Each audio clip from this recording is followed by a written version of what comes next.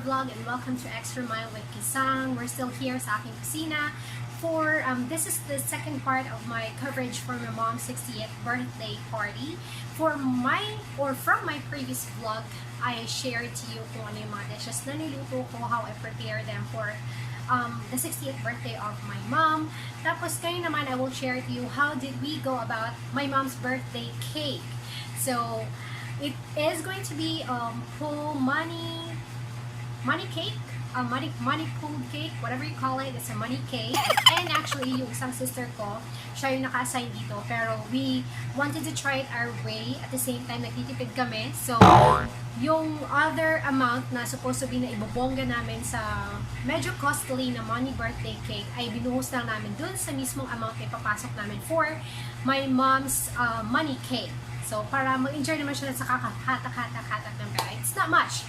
It's not going to be much, but I'm pretty sure that our mom will enjoy it. So, kaya, yun. Siyempre, sino man namang hindi sasaya pag huhugot ka na ng pera, di ba? So, anyway, let's go about it. I will have our youngest sister who will help me today for me to be able to complete this very beautiful, outstanding, and gorgeous birthday cake of our mom for her 60th birthday. Let's go!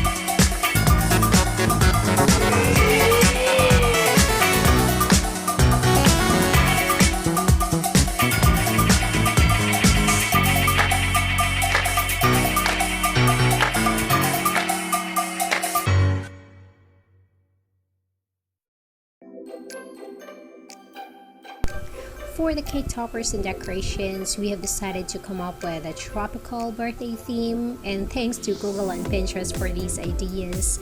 We just searched through. Now for this cake specifically, I actually found some flamingo cutouts at home I got from a paper bag before, and they're really cute. I pasted them on some gold foil, and with that they look stunning.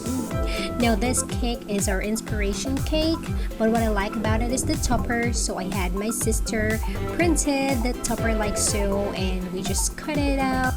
Then I found some silver spray. I sprayed all over this topper, and also I bordered it with some gold thread, but I wasn't really happy about it, so I have to paste it in some gold foil as well, and it looked just amazing.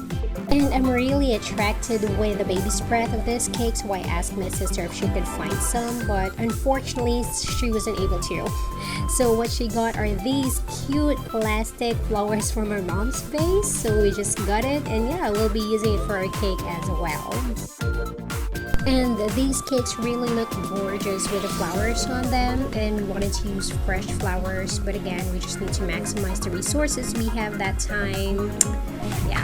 What are you doing, Day?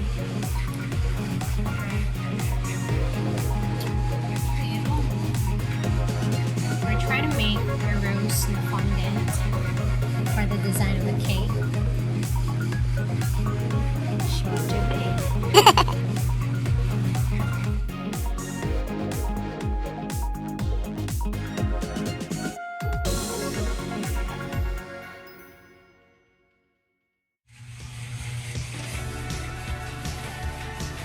Oh yeah.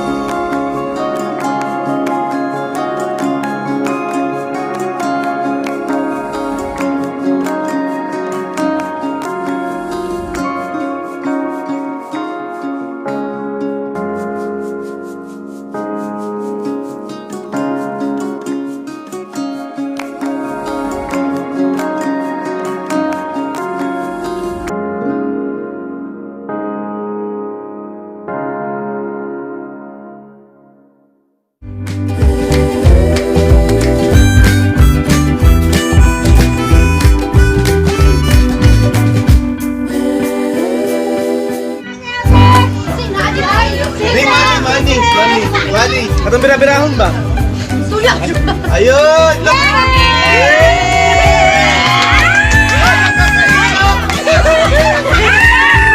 Uy, basahan! Nakakaiyak! Basahan! Basahan!